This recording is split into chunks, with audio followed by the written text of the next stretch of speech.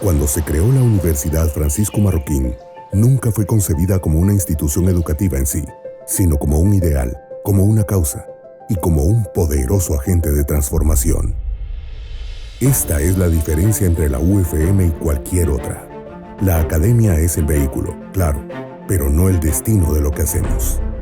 Desde su primer día de vida hasta este preciso momento, la Universidad Francisco Marroquín ha existido para encontrar y nutrir mentes brillantes y para plantar en ellas la urgencia de preguntar, argumentar, transformar y elevar la realidad que les rodea. Nos urge la obligación de cuestionar los dogmas, sean del tipo que fueren.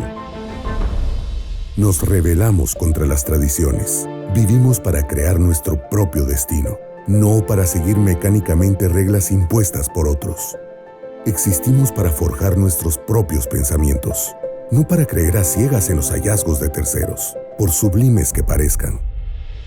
Creemos en el individuo, único con capacidad de pensar, razonar y actuar. ¿Por qué? ¿Cómo? ¿Qué pasaría si?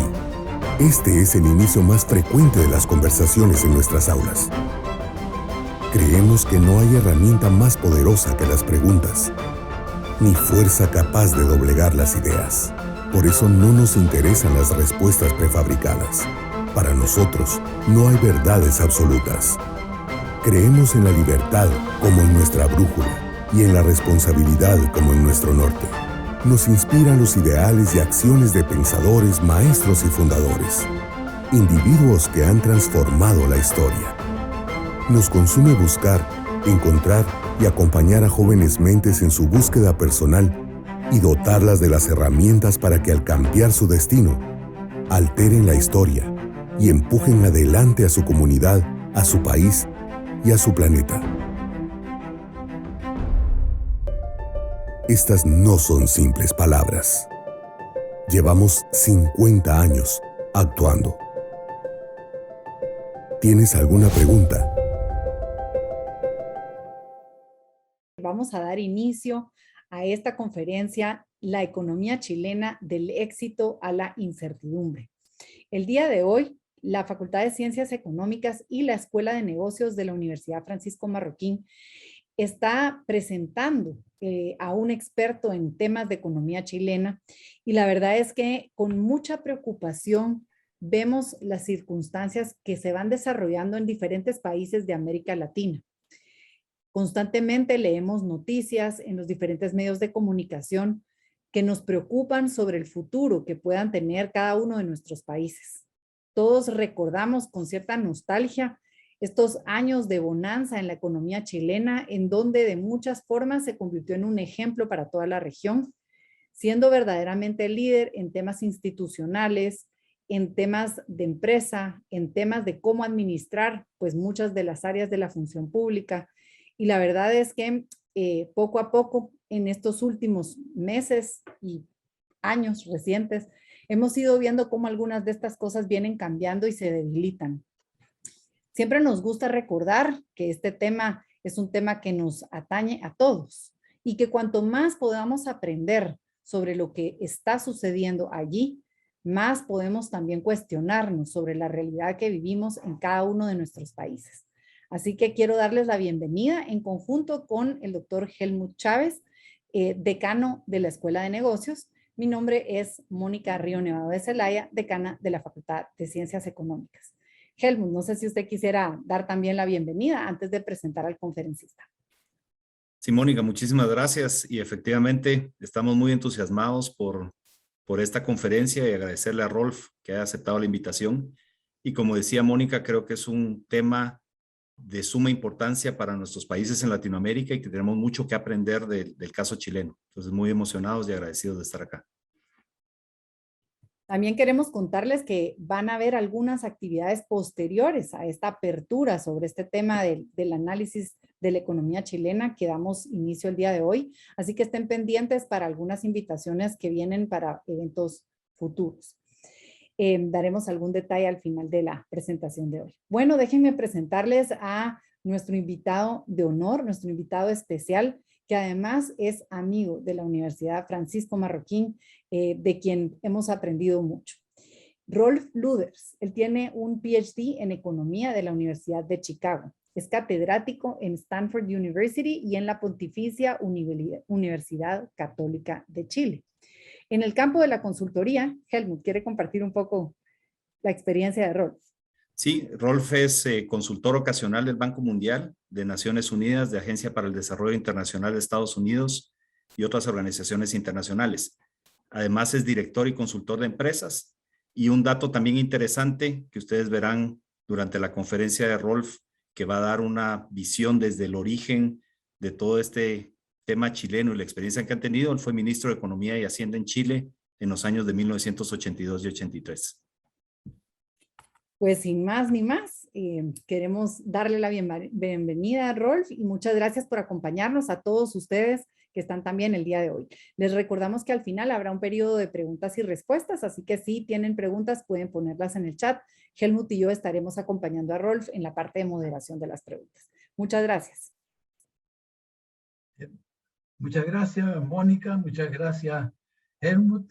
Es para mí en realidad un tremendo placer poder conversar con ustedes sobre la economía chilena. Yo me dedico a eso, ¿no? A estudiar la economía chilena. Y lo que voy a hacer ahora es una pequeña historia, digamos, del periodo de más o menos 1970 a la actualidad, que de alguna manera va a resumir el auge, bueno, primero los problemas que tuvimos alrededor de 1970 en la economía chilena y que hicieron posible entonces un cambio de modelo económico que fue en muchos sentidos extremadamente exitoso entre aproximadamente el año 1980 y el año 2010 en términos de resultados. Bueno, sin embargo, a partir del año 2010 la tasa de crecimiento baja, ¿verdad? Y tenemos entonces en el año 2019 un estallido social mayúsculo. Y en este momento estamos en la incertidumbre con respecto al qué modelo, ¿verdad?, Chile va a adoptar de aquí adelante. Entonces, el relato que yo les voy a hacer es, como digo, una mini historia económica de los últimos 30, 40 años, algo así. Entonces, Chile crece desde la independencia aproximadamente a la misma tasa de los Estados Unidos. Y eso obviamente es una tasa bastante buena, ¿verdad? Porque Estados Unidos es de los países más desarrollados en la actualidad. Sin embargo, esa tasa esconde periodos buenos y esconde periodos malos. En el siglo XIX tuvimos una economía liberal muy abierta al comercio y financiamiento internacional y nos fue bien. Crecimos más rápido que Estados Unidos y los demás países del mundo. En el siglo XX hasta los años 80 pasó lo contrario, ¿verdad? Tuvimos un modelo de economía mixta, de sustitución de importaciones, y la economía creció mucho más lenta que la de Estados Unidos o Europa. Y eso eventualmente llevó a una crisis, ¿verdad?, en que se produce un cambio en el modelo de la economía mixta. Pasamos a lo que yo llamo por lo menos la economía social de mercado, una economía de libre mercado. La vamos a estudiar en un par de minutos con más detalle. Y ese periodo es extremadamente exitoso, ¿verdad? Crecemos mucho más rápido que Estados Unidos, el resto del mundo, en fin. Pero este periodo termina muy pronto, ¿verdad? Termina 30 años después, con lo que podría ser el síndrome de los países de ingresos medios, ¿verdad?, que postula de que los países, cuando llegan a esos ingresos medios como Chile, el PIB per cápita nuestro en la actualidad es del orden de los $25.000, ¿verdad?, por año. Esos países tienden a tener una dificultad de seguir creciendo y nosotros podríamos haber estado sufriendo de eso. De todas maneras, baja la tasa de crecimiento. Tenemos un estallido social de proporciones mayores y en la actualidad entonces hay una gran incertidumbre. Les voy a mostrar esto en un gráfico. Vean ustedes el de arriba a mano izquierda, en que vemos que en el siglo XIX, en verdad, Chile crece más rápido que Estados Unidos, en el siglo XX crece obviamente mucho más lento que Estados Unidos, y después vuelve a crecer y mucho más rápido en los últimos 30 o 40 años. Ahora, nosotros llegamos en algún momento, a comienzos del siglo XX, a tener un PIB per cápita del 52% de aquel de Estados Unidos, pero caímos en el siglo XX a un PIB per cápita de alrededor de 20% de aquel de Estados Unidos, para recuperarnos y hoy día estar más o menos en un 40% del PIB per cápita. Entonces, aquí tuvimos un periodo muy malo, ¿verdad? En el siglo XX, y obviamente tuvimos un periodo muy bueno después. Si nos comparamos con América Latina, aquí tenemos una comparación en el gráfico a mano derecha, con Argentina, Brasil y México, que son las mayores economías de la región, y vemos que es lo mismo, ¿verdad? En el siglo XIX nosotros crecimos mucho más rápido que esos tres países, en el XX mucho más lento que esos tres países, y a partir entonces del año 1980 a una tasa muchísimo más rápida que los tres países latinoamericanos. Entonces, claramente tuvimos un periodo malo en el siglo XX y un periodo muy bueno, digamos, a fines del XX y comienzos del XXI. Y esto está asociado a los modelos, ¿verdad? El 19, una economía libre, abierta al comercio internacional. En el 20, una economía que se fue cerrando al comercio internacional y fue interviniendo el Estado más en forma arbitraria en la economía. Y bueno, y después de nuevo, a partir de 1980, una economía más libre, ¿verdad? Una economía de mercado abierta internacionalmente. Vamos a ver eso en un detalle. Entonces, a mí me interesa mucho que los que me están escuchando y viendo, ¿verdad?, tengan claro esto, ¿no? que tenemos estos tres periodos que están claramente asociados a modelos, ¿verdad? Y en la medida que tuvimos una economía abierta de mercado, ¿verdad?, nos fue bien, en la medida que nos cerramos, nos fue mal. Ludwig von Mises, ¿verdad?, sostuvo que los hechos per se no pueden demostrar ni refutar algo. Son las interpretaciones y explicaciones de los hechos las que lo dicen todo, ¿verdad? Entonces yo tengo acá obviamente una interpretación de los hechos, ¿verdad? Y la interpretación mía es de que el periodo sustitutivo de importaciones, ¿verdad?, el siglo XX, excepto los últimos 20 años, bueno, fue un periodo en que fueron dos los factores que explican por qué no fue mal. Un factor que explica por qué no fue mal, porque nos fuimos cerrando al comercio y financiamiento internacional, y eso generó una ineficiencia en la asignación de recursos, ¿verdad? La economía se hizo menos productiva. Y el segundo motivo es que precisamente porque nos cerramos al comercio y empezamos a crecer menos, empezamos a aumentar el gasto social, ¿verdad? Se generaron presiones sociales para aumentar el gasto social, y eso desplazó, en inglés crowded out, desplazó la inversión, ¿verdad? Y generó altas tasas de inflación. Entonces, ineficiencia en la asignación de recursos, desplazamiento de la inversión, o sea, menos inversión y altas tasas de inflación explican este periodo tan malo que tuvimos en el siglo XX. Bueno, y eso produjo obviamente una reacción. Y la reacción se tradujo en que el país se dividió en tercios. Un tercio que creía, ¿verdad?, que lo mejor era continuar con la economía mixta, pero hacerla más eficiente. Un segundo tercio que pensó que había que reformar la economía, pero no, ¿verdad?, transformarla en una economía centralizada, que era el otro modelo que estaba de moda en esos años. Y la tercera, bueno, era una corriente que decía que había que hacer una revolución marxista y transformar la economía chilena en una economía centralizada. Y nosotros, a partir del año 1958, probamos los 3 modelos, como en ningún otro país, ¿verdad?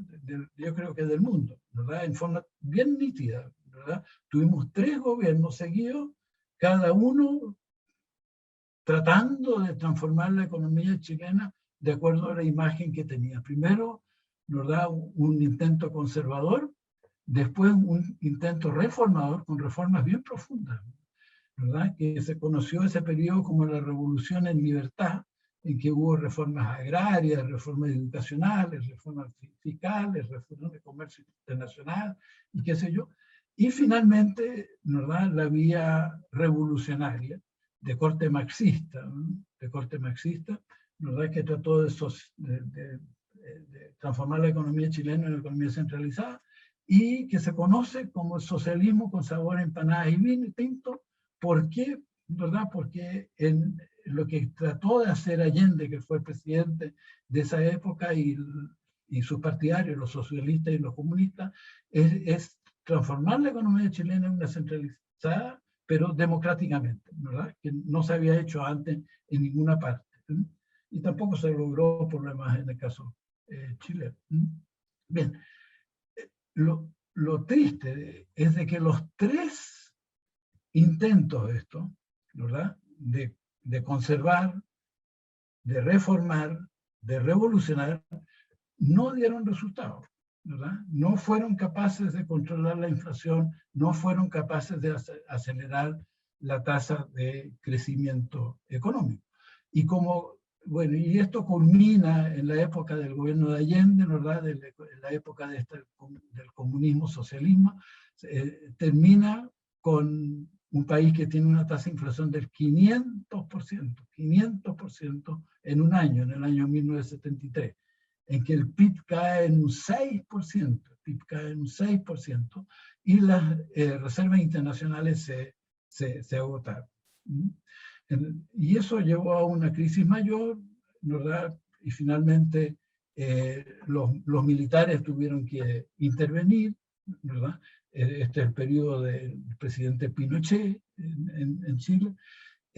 Los militares al principio no sabían qué hacer exactamente, pero eventualmente adoptan, esto es en el año 75, adoptan el ladrillo, que era un documento escrito por estudiantes chilenos de la Universidad de Chicago, que estaban trabajando, la mayoría de ellos en la Universidad Católica de Chile. Bueno, el gobierno adopta ese plan que estaba en el ladrillo como su plan económico. Y los militares, como son, una vez que deciden hacerlo, persisten en eso. Y el régimen militar, entonces, persistió, digamos, en ese modelo, que lo vamos a estudiar en un segundo, lo vamos a ver en un segundo, persistió en ese modelo por un periodo largo de tiempo, ¿verdad? El gobierno militar duró unos 17 años, me parece, de tal manera que durante 17 años se fueron haciendo reformas para transformar la economía chilena de lo que fue a fines del 73, una economía casi centralizada, para transformarla en una economía de libre mercado con un rol subsidiario, como lo vamos a ver en un segundo. Bien. Les puse este mono porque esta foto, ¿verdad? Lo que muestra es el Chile del 73, ¿verdad? O algo así, ¿verdad? Bastante pobre, digamos. En fin, lo vamos a comparar esto después con otra lámina que tengo del Santiago, esto en Santiago, del Santiago moderno. Bien. Veamos. Estos son los Chicago Boys, ¿verdad? Aquí en esta foto hay 4 Chicago Boys. Sergio de Castro, que es el que está a la izquierda, es, en mi opinión, el principal artífice de toda esta transformación económica social, muy acompañado de Pablo Araona, que es el que está al centro, el tercero, digamos, de izquierda a derecha, que era el más político, digamos, de los Chicago Boys. Bueno, el otro son otros 2 economistas muy destacados, ¿verdad? También de Chicago. Milton Friedman sostenía que para que se dé una revolución económica, la chilena lo fue, decía él, tenía que haber una crisis. En este caso fue la época de la UP, ¿verdad? La época socialista comunista, la época de Allende, y tenía que haber un conjunto de alternativas de ideas. Tiene que haber un conjunto de alternativas de ideas, ¿verdad? Y en el caso nuestro fue la escuela de Chicago, ¿no? Y este es un punto bien importante, porque yo al menos sostengo que al revés de lo que pasó en la época nuestra, esta del 74, 75 en Chile, en este momento no hay un esquema claro, alternativo, ¿verdad? A una economía social de mercado que sea exitosa. Obviamente está el modelo cubano, está el modelo de Vietnam, ¿verdad? Está ¿cómo se llama? Bueno, hay 2 o 3 de esos ejemplos, pero muy pocos, ¿verdad? La verdad es que hoy día el capitalismo, y especialmente la economía social de mercado, es casi la única alternativa que hay. En ese entonces sí aparecía una economía centralizada como alternativa. Hoy día yo creo que no lo aparece, ¿eh? Entonces es importante este párrafo de Milton Friedman. Bien. ¿Cuáles son las ideas centrales del modelo chileno? ¿Verdad? Bueno, en lo político, una república democrática. Una república democrática. En lo económico, una economía de libre mercado y un rol subsidiario del Estado. A lo mejor eso algunos de la audiencia no conoce la expresión, pero el rol subsidiario del Estado en el fondo significa que el Estado hace aquellas cosas que sean necesarias para alcanzar el bien común, pero que los privados, digamos, o los cuerpos intermedios no hacen. Entonces, le deja como al Estado un rol, ¿verdad?, de saldo, hace lo que los privados no pueden hacer para alcanzar el bien común. Y el modelo chileno obviamente postula estricta responsabilidad fiscal y monetaria, ¿verdad? Ojalá superávit fiscales, ojalá una política monetaria que mantenga una tasa de inflación baja de 1, 2, máximo 3%, ¿verdad? De ese orden. De tal manera de que ahí está el corazón del modelo. Ahora, eso no es muy distinto de lo que uno encuentra en muchas otras economías del mundo, o exitosas del mundo, de tal manera de que ahí no hay nada, yo creo, no hay nada muy novedoso. Ahora, ¿qué es lo que tiene de novedoso el modelo chileno? Son 2 cosas. Una, que para una economía relativamente pequeña como es la chilena, nosotros estamos totalmente abiertos al comercio internacional. La tasa de arancel promedio es inferior al 0,5%. Es inferior al 0,5%. O sea, prácticamente no hay aranceles para importar y exportar bienes, ¿verdad? Y tenemos la economía totalmente abierta a los flujos financieros, sin limitaciones alguna, de ninguna especie. Entonces, una economía muy parecida en su apertura a lo que era Hong Kong hace algunos años atrás, o a lo que es Singapur, ¿verdad? Por ahí anda la cosa, ¿verdad? Y la otra cosa que caracteriza a la economía chilena, ¿verdad?, es la oferta privada de bienes públicos. Ahora, eso quizás requiere de alguna explicación, ¿verdad? Básicamente significa de que los bienes públicos, o sea, los bienes ofrecidos públicamente, como son la educación, la salud, la vivienda, qué sé yo, esos bienes los financia el Estado para la gran mayoría de la población, los financia el Estado para la gran mayoría de la población, pero los producen los privados. Y eso permite introducir competencia en la producción de esos bienes y servicios, ¿verdad? Entonces, yo diría que esas dos cosas que menciono acá son las que hacen distinto el modelo chileno del modelo, por ejemplo, francés o alemán o neozelandés o sueco, digamos, ¿verdad? En todo lo demás somos parecidos, pero en estas dos cositas somos distintos. Y esto es lo que más se ha estado atacando, ¿verdad? En estos últimos dos años, estos dos puntos. Bien. ¿Cuáles son los resultados? ¿Verdad? Bueno, ya vimos que en crecimiento tenemos este crecimiento fantástico nomás de los últimos 30 años, ¿verdad? Excepto, bueno, los últimos 30 años antes de los últimos 10, ¿verdad? En que crecimos muy rápido. Después, la reducción de la pobreza es fantástico en Chile, ¿verdad? O sea, nadie puede negar eso y en realidad nadie lo niega, ¿verdad? La tasa de pobreza en Chile es baja, es del orden del, bueno, en este momento es alrededor del 9%, pero estuvo bajo el 8%, ¿verdad? Entonces tenemos tasas de pobreza bien bajas. Después, y la inflación, que yo les había dicho que en el 73 fue 500%. Fíjense que en la década del 70, la inflación promedio en Chile fueron 200%. 200%. Bueno, anuales, ¿no? 200% anuales. Ahora, en las últimas 3 décadas, la tasa de inflación anual ha sido del 3%.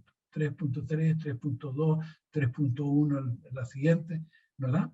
Absolutamente parejo, 3%. En comercio internacional, vean ustedes a partir del 73 cómo crece el comercio, a una tasa muy alta, ¿verdad? Eso está en el gráfico de arriba a la mano derecha, pero ahora último ha estado cayendo algo. Entonces ahí hay un signo preocupante, ¿no? Sobre la economía chilena. Bien. La inversión, quería mostrar, fíjense al final, a partir de los 80 más o menos, como la inversión aumenta, el gráfico de arriba a mano izquierda, la tasa de inversión se dispara, ¿no? Y es la que explica por qué crecemos tan rápido, ¿no? Bueno, pero lo que es más importante quizás para toda esta discusión es el gráfico a la derecha, sobre distribución del ingreso, ¿verdad? De que lo que la mayoría de la gente critica al modelo chileno es de, claro, dicen, sí, crecen como diablos, sí, ¿verdad? Han disminuido la pobreza, pero tienen una distribución de ingresos extremadamente desigual. Bueno, resulta que la distribución del ingreso en los últimos 10 años se ha igualado, ¿verdad? Se ha hecho menos desigual. Son los últimos puntos que ustedes ven abajo. De más de 0,5, ¿verdad? De 0,56, algo así, de coeficiente Gini pasamos a 0,47. O sea, la economía se ha hecho menos desigual de lo que era antes. Y si miramos la historia de Chile, bueno, durante 150 años hemos tenido, ¿verdad?, Ginis de 0,5 para arriba, digamos, prácticamente, ¿verdad? Entonces, la distribución del ingreso no es peor que antes y ha estado mejorando en los últimos 10 años, ¿verdad? Bueno, entonces, todo esto hace tan extraño lo del estallido, ¿verdad? Con estos resultados que son tan buenos, ¿verdad? Y objetivamente, y nadie discute la cifra que tenemos, ¿no? Aquí tiene el gasto social, por ejemplo, que como tenemos una distribución de ingresos relativamente desigual, y hemos tenido siempre presiones, ¿verdad?, para mejorar los ingresos de las personas de recursos más bajos. Bueno, el gasto social ha sido en Chile un componente muy importante del gasto público. Y ese aumentó muy fuerte bajo el régimen militar, digamos, o sea, bajo el modelo actual. Bajo el modelo actual. El gasto social se dispara, ¿verdad? Pasa de más o menos 5% del PIB a más o menos 20% del PIB en el régimen militar. Es muy importante ese aumento en el gasto social, que incluye educación, salud, vivienda, pensión. Bueno, después viene la crisis del 82, cae, pero vuelve a subir, ¿verdad? Y nosotros hoy día tenemos un gasto social que es el 20% del PIB, y tenemos un gasto fiscal que es el 25% del PIB. De tal manera de que, ¿verdad?, la inmensa mayoría del gasto fiscal es social, ¿verdad? Es social. Y explica quizás por qué la distribución del ingreso ha estado mejorando. Bien. Bueno, este es Santiago moderno, ustedes lo conocen seguramente, ¿verdad? Que es nada que ver, ¿verdad?, con el Santiago de los 70, digamos, o fines de los 60 que les mostré anteriormente, ¿verdad? Entonces, es un país que cambió radicalmente, que se modernizó y que ha crecido en todo sentido. Bueno, pero, y sin embargo, se produce el estallido social, ¿verdad? Entonces, en octubre del año 2019 tenemos el estallido social. Esta es, para mi gusto, la foto emblemática del estallido, ¿verdad? En ese momento se estaban quemando varias casas en el sector céntrico de Santiago, y bueno, había fogatas por todos los lados, bueno, muchas personas demostrando en las calles, en fin. Entonces, y una cosa absolutamente sorpresiva, ¿verdad? Nadie esperaba ese día que se produjera ese estallido. Y la pregunta entonces es ¿por qué? ¿Verdad? Eso es lo que trataremos de dilucidar en los próximos par de minutos. Bien. El estallido parte, ¿verdad?, con una cuestión bien que yo la viví, porque yo me voy de mi casa a la universidad en metro, ¿verdad? Tengo un metro moderno, qué sé yo, entonces me voy en metro a la universidad. Bueno, y vi esto, a lo mejor vi esta cosa incluso, ¿verdad? No sé. Pero se sube el pasaje del metro en un 3%, incluyendo lo que tarifa especial que había para los alumnos. Y los alumnos se rebelan contra eso y dejan de pagar, saltan, ¿verdad?, la barrera esta del cobro del peaje para usar el metro. Primero unos pocos, después más, bueno, y finalmente muchos, y esto termina cuando los estudiantes invitan a los privados, digamos, a los demás adultos a saltarse la reja. La autoridad no hace nada, ¿verdad? Y eso yo creo que fue lo que incitó a algunos, ¿no? Vamos a ver luego que es difícil saber a quiénes, ¿verdad? A hacer el estallido, digamos, a hacer las demostraciones estas violentas que se produjeron un viernes en la tarde. Entonces, este es como el origen, ¿eh? Un origen bien inocente, digamos, ¿verdad?, que pareciera no tener importancia. Bueno, este ya un poco más tarde, unas 2 semanas después o algo así, en que ya las demostraciones eran masivas, ¿verdad? Aquí hay 1.200.000 personas en Santiago, más cientos de miles de personas en el resto del país, demostrando por el cambio. Ahora el cambio, vamos a ver luego, no está claramente definido, pero ¿verdad?, demostrando a favor del cambio. Aquí tienen ustedes otra demostración, otro día. Esto es el movimiento femenino, ¿verdad?, que hace su demostración. Ahora, todas estas demostraciones pacíficas, porque estas dos anteriores, por ejemplo, y muchas otras, eran en realidad pacíficas, ¿no?, pero todas terminaron con hechos muy violentos, muy violentos. Al final de las demostraciones se veían estas escenas como esta. A mano derecha arriba está una estación del metro, ¿verdad? Y ahí están los buses quemados. Entonces, hay algo violento en esto.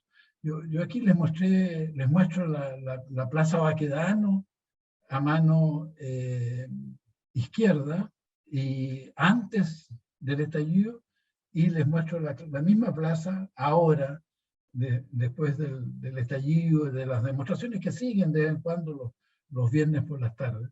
Y ustedes ven que nos está todo destruido ahí en esa parte, y en una buena parte del centro de Santiago hay mucha destrucción y qué sé yo, consecuencia de las demostraciones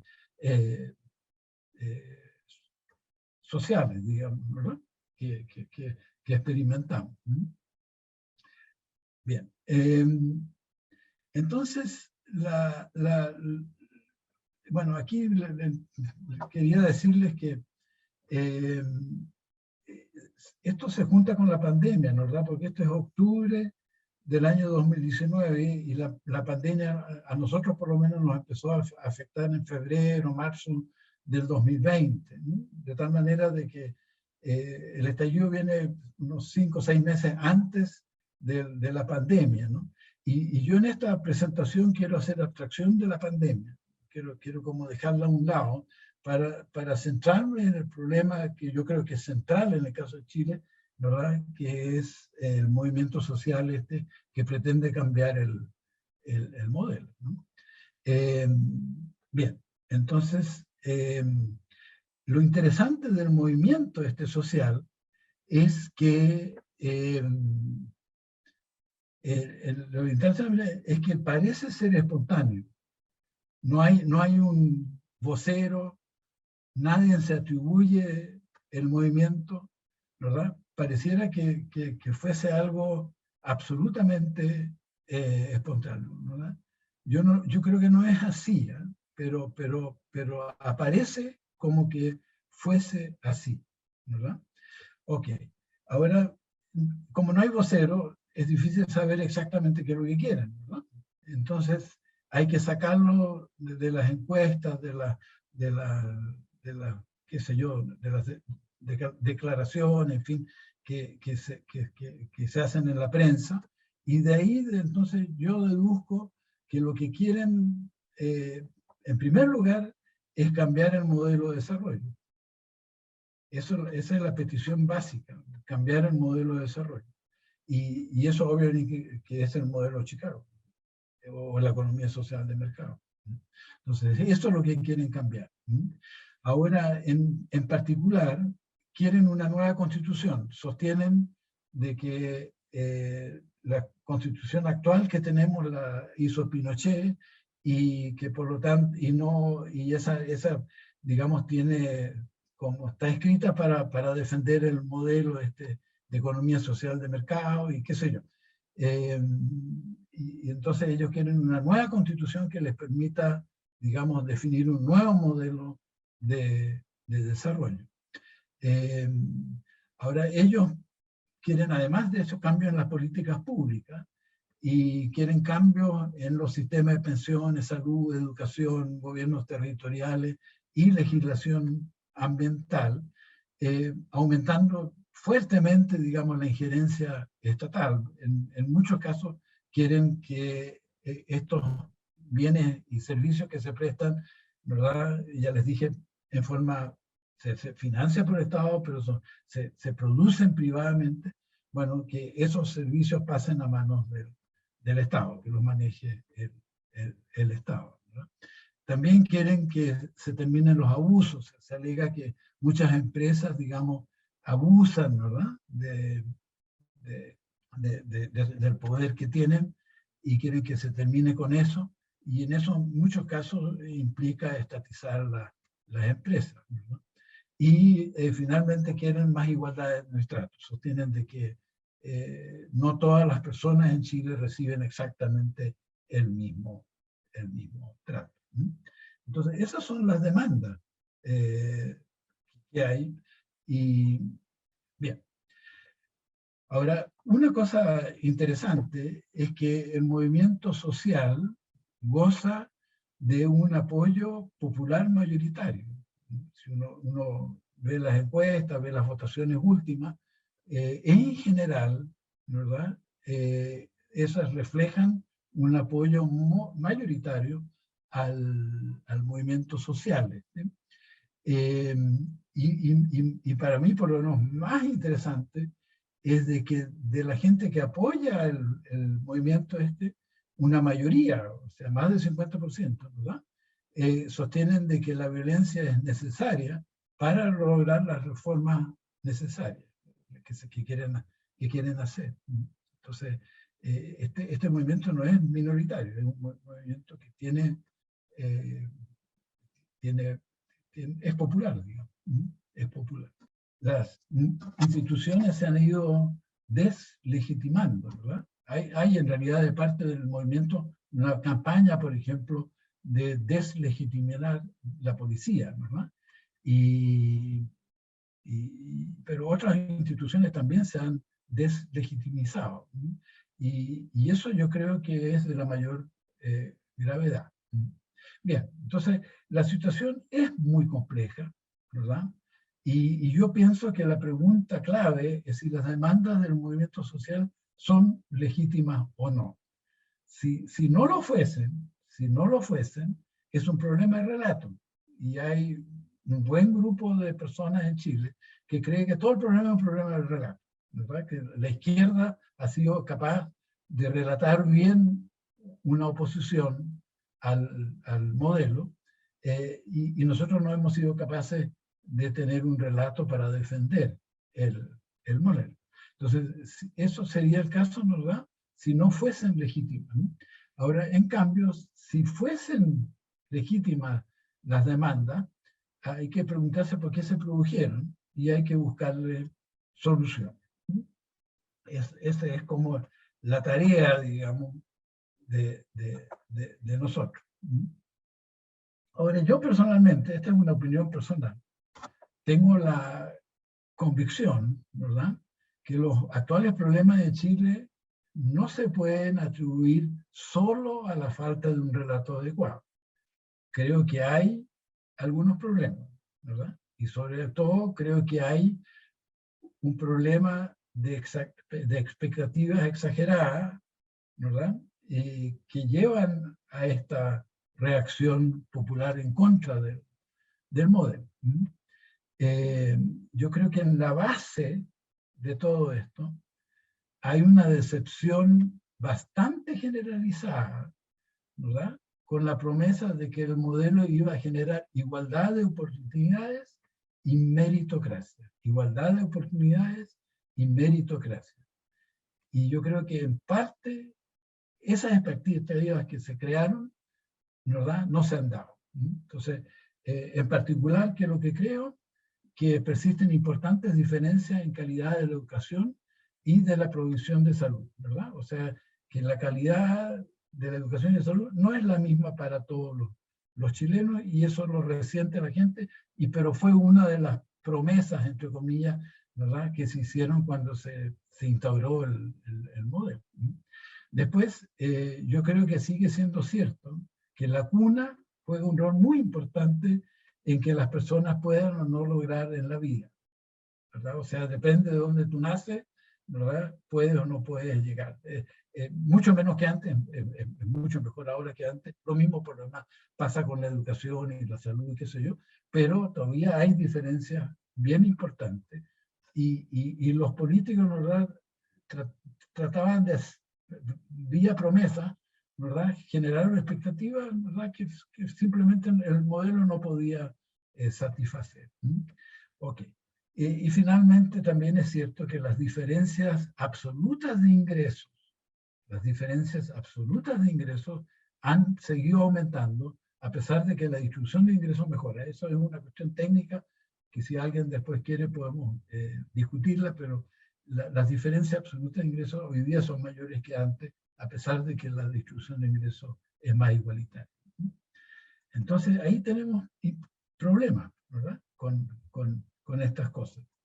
Quería mostrarles esto, en relación a lo que conversamos, que es una encuesta de la PNUD, del Programa de Naciones Unidas para el Desarrollo, del año 16, un poco antes del estallido.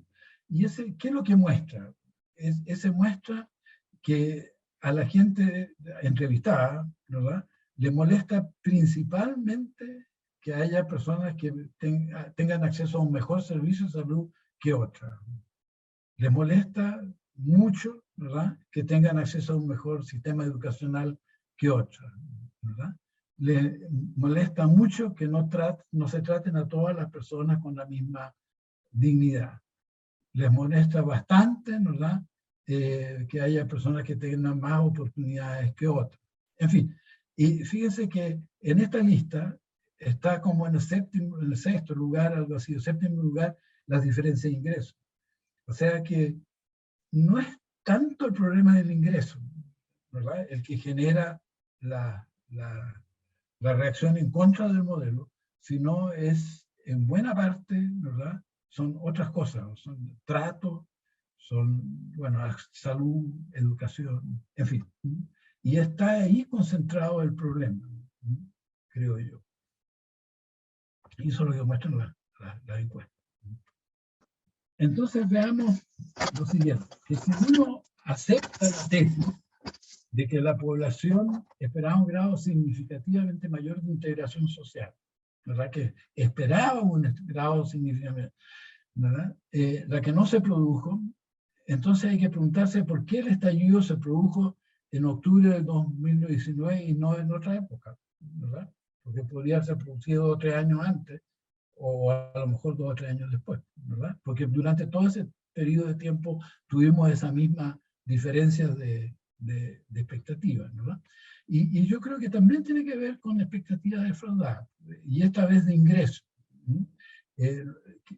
Lo que pasa es que cuando se eligió a Sebastián Piñera, un empresario muy exitoso, y que tuvo un primer gobierno en Chile en que se crearon 1 millón de empleos, ¿verdad?, con una fuerza laboral de base de unos 6 a 7 millones, entonces una cantidad enorme de empleos, los salarios subieron mucho, la economía creció mucho.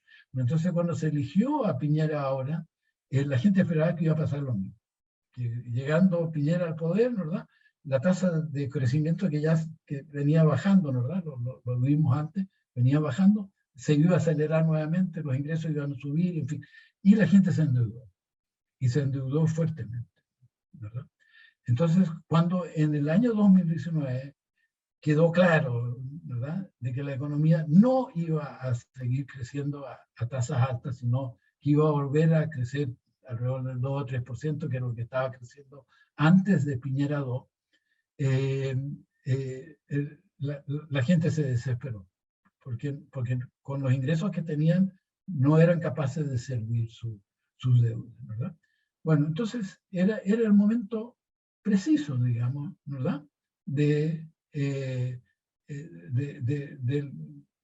que alguien organizara este estallido y el resto de la gente se iba a plegar a ese movimiento para lograr que se resuelva su problema, ¿verdad?, particular de endeudamiento excesivo, ¿verdad? El cambio para estas personas era principalmente un cambio en la situación personal de ellos. No les interesaba tanto lo de la educación, la salud, sino lo que realmente les interesaba es que resolvieran sus problemas angustiantes de ingresos. Y eso creo que los que organizaron este movimiento, si es que hubo alguien que lo organizó, pero si es que los que organizaron lo aprovecharon extremadamente bien. El 19 de octubre se distribuyeron casi simultáneamente, con horas de diferencia, decenas de estaciones del metro. Se distribuyeron decenas de estaciones del metro, ¿verdad? Las incendiaron, ¿verdad?, las quemaron, las rompieron, qué sé yo. Y en las demostraciones violentas que hubo después de ese mismo día y después, digamos, ¿verdad?, se podía observar camionetas repartiendo víveres. Eso se vio en la televisión, que había camionetas que le repartían víveres a los manifestantes, ¿verdad? Y cuesta creer, ¿verdad?, que eso se dé espontáneamente, ¿verdad? Lo más probable es que alguien organiza esas entregas de comida, ¿no?, a los manifestantes. Además, reportajes en la prensa muestran de que muchas de las personas que demostraban recibían un pago por demostrar, recibían, ¿verdad?, un pago diario por participar en estas manifestaciones. Entonces, uno se pregunta quién financiaba todo esto, ¿verdad? Entonces, da la sensación que puede haber alguien detrás de eso organizando. Bueno, después, otra cosa que llama la atención, que muchos de los aspectos de nuestras demostraciones son parecidas a las otras, ¿no? En otros países. En Colombia son muy parecidas, yo creo que en parte de Estados Unidos son muy parecidas, ¿verdad? Entonces, da la sensación de que podría haber alguien o un grupo, qué sé yo, detrás de todo esto. Sin embargo, hasta que, por lo menos hasta donde yo sepa, hasta ahora el gobierno no ha sido capaz de identificar a estas personas que pueden haber estado apoyando estos movimientos, que pueden ser gente de adentro y gente de afuera, ¿verdad?, de otros países. Entonces, no hay evidencia de eso. Finalmente, ya dije, ¿no?, que la violencia acompañó a todos estos movimientos, ¿no? Entonces, se destruyeron plazas, se destruyeron iglesias, las murallas están todas pintarrajeadas, ¿verdad? Se vaciaron locales comerciales, en fin, ¿verdad? Y en gran escala, ¿no? En gran escala. Entonces, bueno, ¿qué es lo que movió a todo eso, ¿no? Y bueno, en parte puede haber habido un motivo político, ¿verdad?, de transformación del modelo, pero en parte no está relacionado con eso y probablemente está relacionado con temas como el tráfico de drogas, que en Chile ha aumentado muy fuerte. El anarquismo. Chile siempre ha tenido un grupo anarquista importante, ¿eh? Y esos anarquistas pueden estar detrás de esto también. Las barras bravas, no sé si conocen esa expresión, pero son los partidarios de los equipos de fútbol que estaban presentes en todas estas demostraciones siempre. Y los ninis, que son personas que no tienen ni trabajo ni estudian, ¿verdad? Son jóvenes que no trabajan ni, ¿verdad?, estudian, ¿verdad? Y los ninis en Chile son 500.000 personas. Hay 500.000 personas, ¿verdad?, que son jóvenes, que no tienen pega, no tienen trabajo y que no estudian. Entonces, ¿qué es lo que hacen? Bueno, obviamente con facilidad tienden a participar en este tipo de demostraciones, ¿verdad? Entonces, ahora, la verdad es que no sabemos, o yo por lo menos no sé, si el comportamiento de esta gente, ¿verdad?, es oportunista o está coordinado, en fin. Y vuelvo a decir, por lo menos de parte del gobierno, no hemos recibido ninguna noticia de que estén identificados los coordinadores de todo esto. Entonces, en conclusión, Chile implementó a partir de los años 70 una economía social de mercado, fiscal y monetariamente responsable, totalmente abierta al comercio y financiamiento internacional, en que el Estado jugó un rol subsidiario y los bienes públicos tendieron a ser ofrecidos privadamente. En democracia, el modelo chileno, como se le conoce, dio muy buenos resultados en prácticamente todos los ámbitos: crecimiento, estabilidad de precios, reducción de la pobreza, desigualdad de ingresos, en fin, lo que ustedes quieran. Sin embargo, las expectativas probablemente irreales, generadas principalmente por las autoridades y partidarios del esquema, sobre todo en materia de inclusión y crecimiento, no se pudieron cumplir y eventualmente produjeron el estallido o las condiciones que llevaron al estallido social.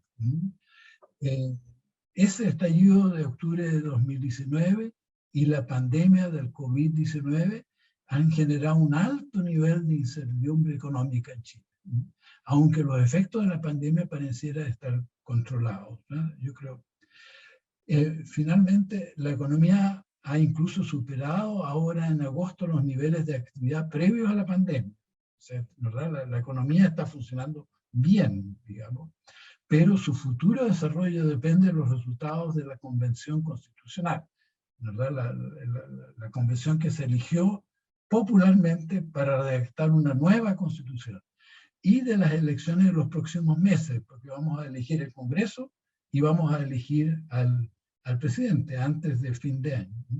De tal manera de que en este momento estamos con un máximo de incertidumbre. Y yo lo voy a dejar acá. Muchas gracias. Muchas gracias, Rolf. La verdad es que es muy interesante escuchar este análisis que en realidad tiene gran profundidad y que en los pocos minutos que tenemos, pues de manera con mucha maestría has podido resumirlo y compartirlo aquí con las personas que nos acompañan. Tenemos varias preguntas que han ido posteando en las diferentes redes, incluso algunas de Guatemala, otras de Perú, de Estados Unidos, de El Salvador. Hay gente conectada de diferentes lugares y entonces vamos a ir compartiendo contigo algunas de las preguntas que surgieron en el camino. Lo vamos a ir haciendo entre Helmut y yo. Helmut, si quiere usted empezar. Sí, yo voy a tratar de integrar algunas que están relacionadas, Rolf. Hay varias preguntas en términos de por qué se desacelera la tasa de crecimiento en Chile y cómo esta tasa de crecimiento menor podría ser una de las causas de este estallido social, y si hay algún rol tanto en este crecimiento como el tema de estallido social del gobierno de Bachelet.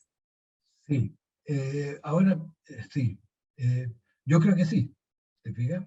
Y si tú me preguntas a mí, yo creo que el problema que tenemos es el excesivo gasto social. Y lo enfaticé muchísimo, ¿verdad? ¿Se acuerdan ustedes que el gasto social en Chile es 20% del PIB, ¿verdad? Y viene a ser el 80% del gasto público. Entonces es un gasto gigantesco, ¿no? Que desplaza la inversión. Crowd out, ¿verdad? Crowds out la inversión.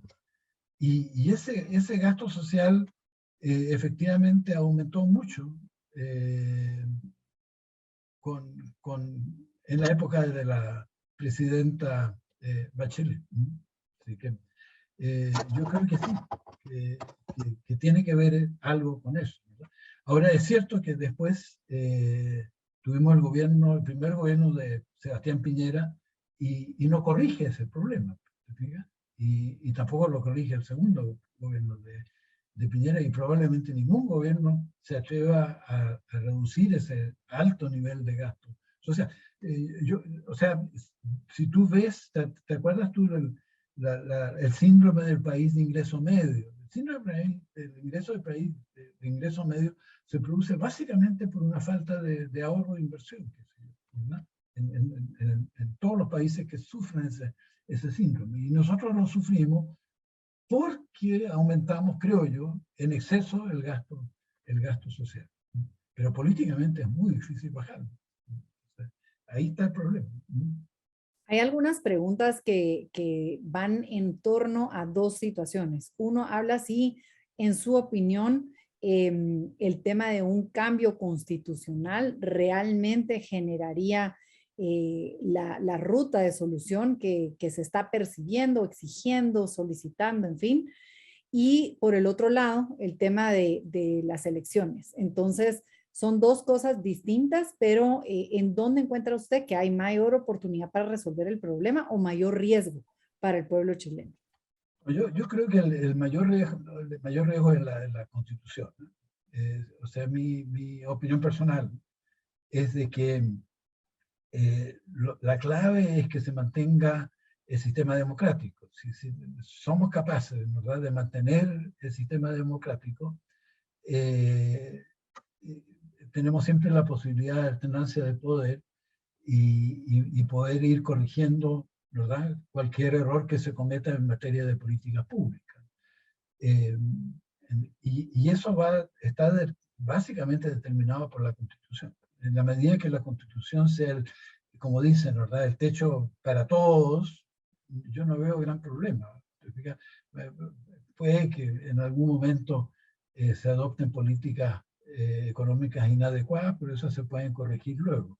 En cambio, si pasamos a tener un sistema totalitario, bueno, eso no tiene vuelta, o por lo menos no tiene vuelta en décadas, ¿no? Y eso va a estar determinado por la Constitución. Entonces, la clave, creo yo, de todo esto está en la Constitución. En la medida que la Constitución sea, como dije, un techo para todos, no debiéramos tener gran problema. Ya lo dije antes también, ¿no? Yo por lo menos no veo un camino alternativo exitoso, digamos, en las experiencias del mundo, ¿no? Si tú miras el mundo, no hay países que tengan una economía centralizada o con tendencia a ser centralizada, como quisieran algunos de los representantes, digamos, de este movimiento social. Que sea exitosa en proveer crecimiento, eliminar la pobreza, darle libertad a la gente, en fin. Entonces, yo creo que cuando los constituyentes estos se sientan a escribir, porque llevamos recién 2 meses más o menos de la convención funcionando, y han estado básicamente discutiendo el reglamento de operación de la convención, de tal manera que no hemos ido todavía a nada de fondo. Pero cuando vayan a lo de fondo, a lo mejor se van a dar cuenta de que no pueden hacer cambios tan grandes si es que realmente quieren beneficiar a la población. Ahora, en la medida que ellos solamente busquen el poder de ellos, digamos, puede ser.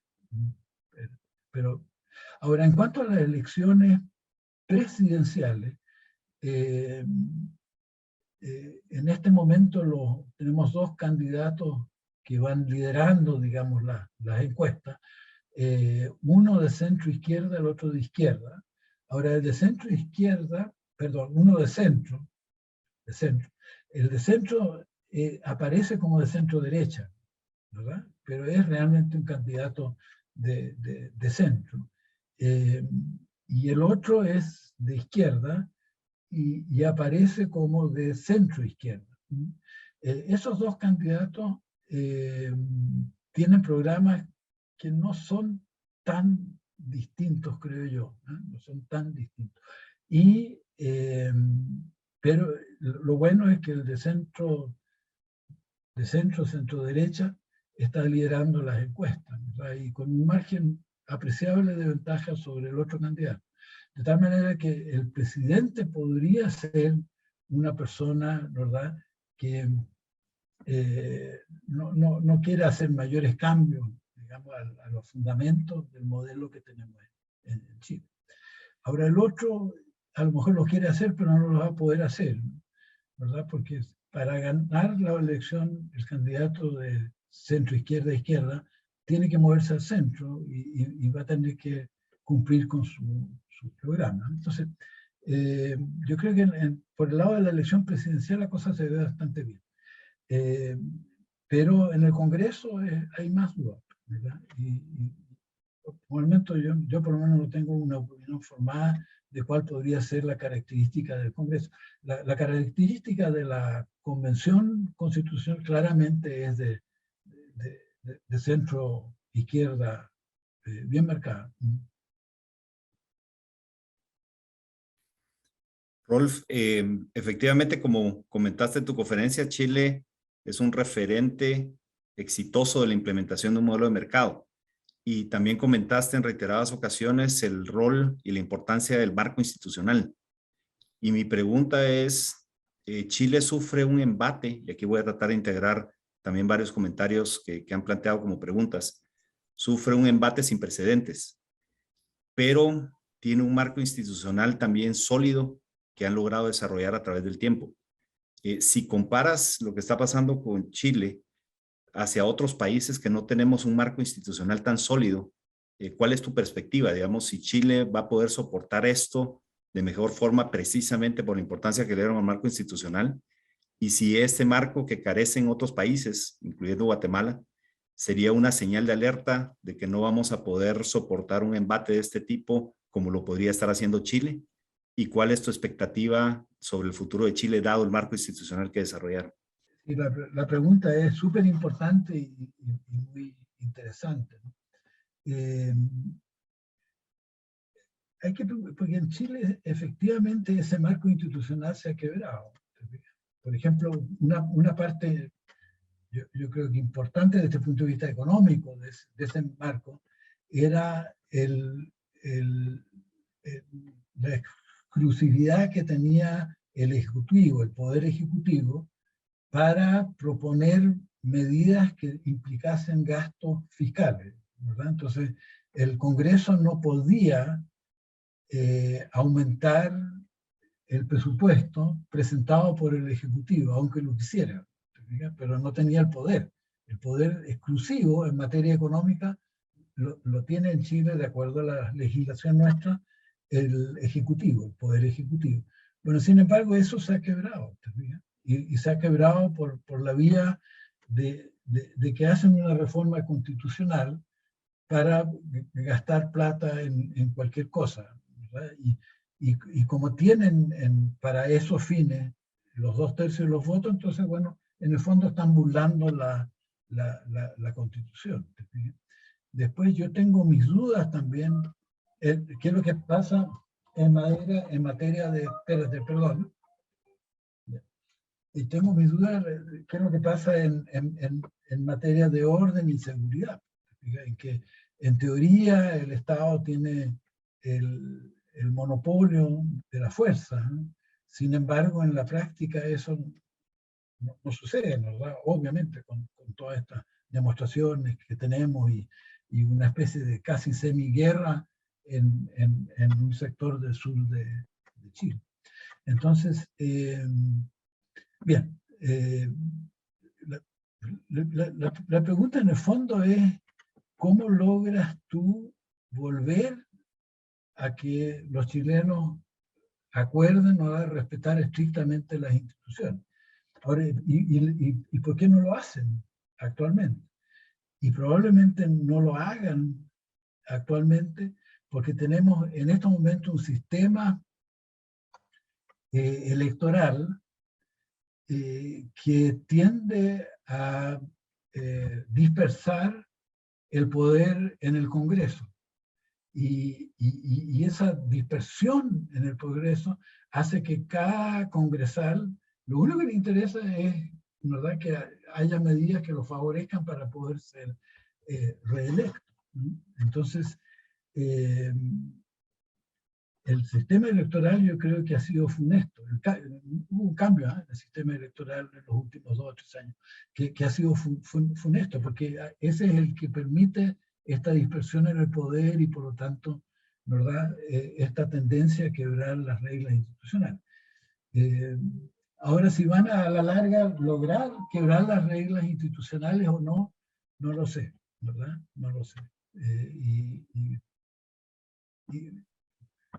Espero que se cumpla. Hay algunos comentarios justamente sobre este tema de la Asamblea Constituyente, mencionando cómo es posible que los miembros de la Asamblea Constituyente hayan olvidado prácticamente muchos de los principios que se instauraron a través del modelo del milagro económico chileno, o como sea al que nos referimos. Digamos, ¿cómo es posible que esto se olvide con tanta facilidad? Y por otro lado, que se suplante con la preocupación mediática sobre los temas de desigualdad, que en muchos de los datos que usted nos compartió de manera magistral al inicio de la presentación, pues en realidad se han reducido. O sea, probablemente no podemos decir que se hayan llevado a cero o que tal vez haya un descalce de expectativas, como mencionan algunos de los otros participantes en sus preguntas, ¿verdad? Pero la pregunta es, ¿cómo puede suplantarse esos principios que llevaron a Chile al milagro económico chileno por estas ideas de desigualdad que están ancladas en desinformación? Porque en realidad la evidencia no pareciera mostrar esto. ¿Cuál es su criterio a ese respecto, Rolfo? ¿Cree que es más influencia de ideas extranjeras? Lo que pasa es que la gran mayoría de los chilenos obviamente no es capaz de racionalizar ¿verdad? Y ni siquiera le interesa racionalizar el modelo, ninguna de estas cosas. Lo que le interesa es que el modelo de alguna manera le dé beneficio, eso es, ¿verdad? Entonces, ¿qué es lo que pasa? Si tú miras la Convención Constituyente, bueno, el grupo de personas que de alguna manera comulga con los principios a los que tú te refieres, es minoritario, por desgracia, con respecto a los representantes, se llaman del pueblo, ¿verdad? Y que son personas independientes que representan distintos intereses pequeños, qué sé yo, y sumado, lo único que les interesa, ¿verdad?, es eso, ¿no? Ahora, y ahí vuelvo a mi presentación, de que nosotros efectivamente hemos progresado tremendamente, ¿verdad? O sea, de tener ingresos per cápita muy bajos, tenemos... por el sistema de pensiones, que es un sistema de capitalización, y por la regla fiscal que teníamos para cumplir, digamos, con un presupuesto equilibrado, teníamos acumulados enormes reservas. Entonces, hubo ya en la elección pasada una candidata, sobre todo, que decía: en Chile hay plata. En Chile hay plata. Y hay plata para todo, ¿verdad? Hay plata para todo. Y cuando se produce el estallido social, y se produce lo que yo les decía, esta descomposición, digamos, del Congreso, ¿verdad? Que a la larga se traduce en medidas financieras populistas, digamos, se empiezan a gastar todos estos ahorros que teníamos, que eran enormes, y bueno, todavía tenemos, ¿no? Y son enormes, ¿verdad? Que teníamos esos ahorros, se empieza a gastar. Bueno, para las personas se hizo realidad lo que decía esa candidata en el proceso eleccionario anterior, ¿verdad?, de que en Chile hay plata. Repartamos la plata, démosle la plata, digamos, a la gente, ¿no?, para resolver cada uno de estos intereses representados en la Asamblea Constituyente. Entonces, la mayoría de los constituyentes no son economistas, no les interesa, digamos, el tema este, pero sí les interesa, ¿verdad?, de que ojalá todos los chilenos vivan súper bien, digamos, y como hay recursos, como Chile tiene plata, ¿verdad?, entonces gastemos la plata. Y ellos lo que no se dan cuenta es de que sí, es cierto, tenemos esos ahorros, pero si los gastamos los ahorros, después vamos a estar en la pobreza nuevamente, ¿verdad? Entonces, ahí está el problema. Entonces, en cierto modo, nuestro principal problema es haber ahorrado tanto, porque todo ese ahorro hizo posible, digamos, este gran gasto ahora. Nosotros estamos en una farra en este momento, ¿verdad? Y la gente cree que esa farra puede durar eternamente, ¿no?, a pesar de que todos los economistas, incluso los de izquierda, están en contra.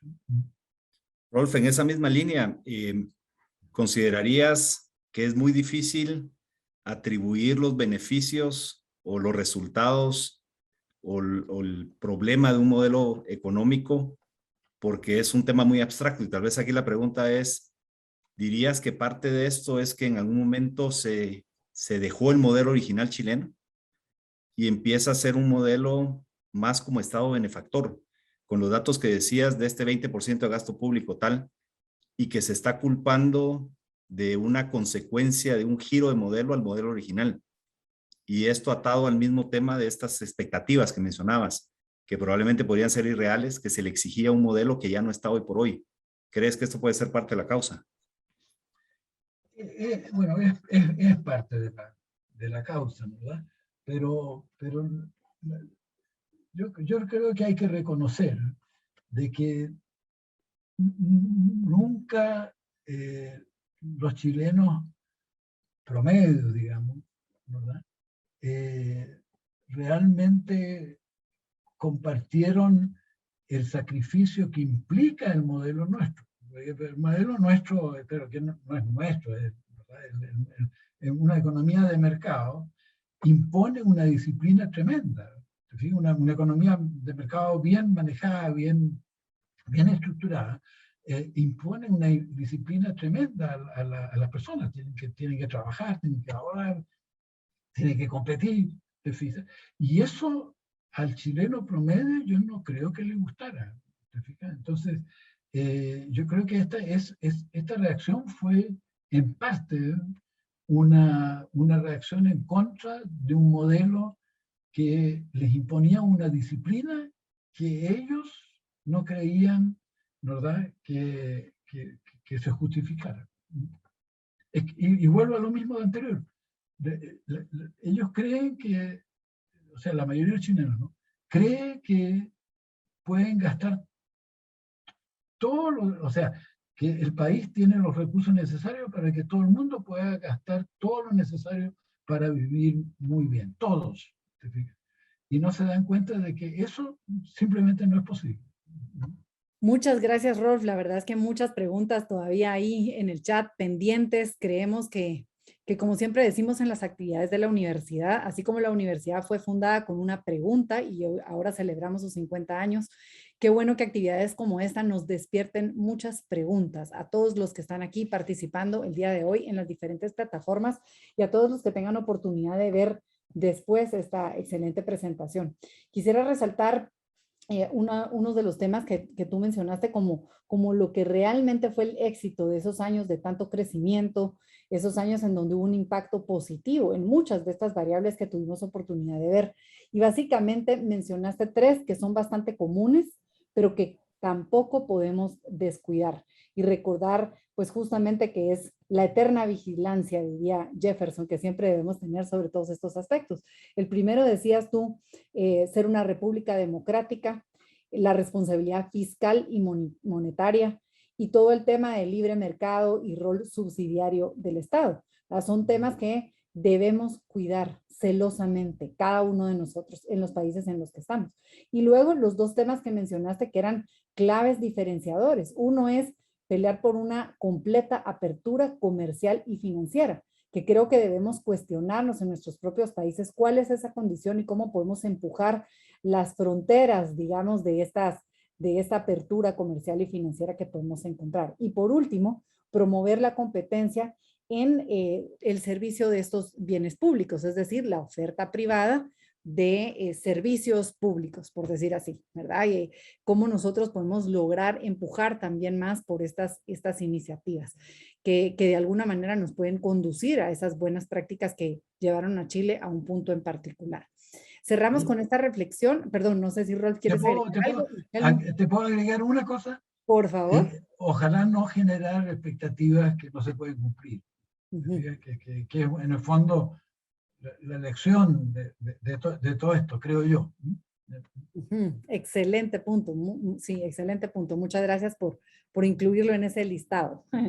Y Helmut va también a hacer algún comentario de cierre y también invitarlos a la próxima actividad sobre este tema de Chile que queremos abordar con mucho detalle y cuidado, como una forma de ilustrarnos de hacia dónde debemos movernos en cada uno de nuestros países, buscando pues ampliar esa libertad que tenemos en los países y también ampliar el impacto del esfuerzo económico que se hace dentro de cada uno de estos países por la función empresarial y por la actividad de cada uno de los individuos que pertenece a estas sociedades.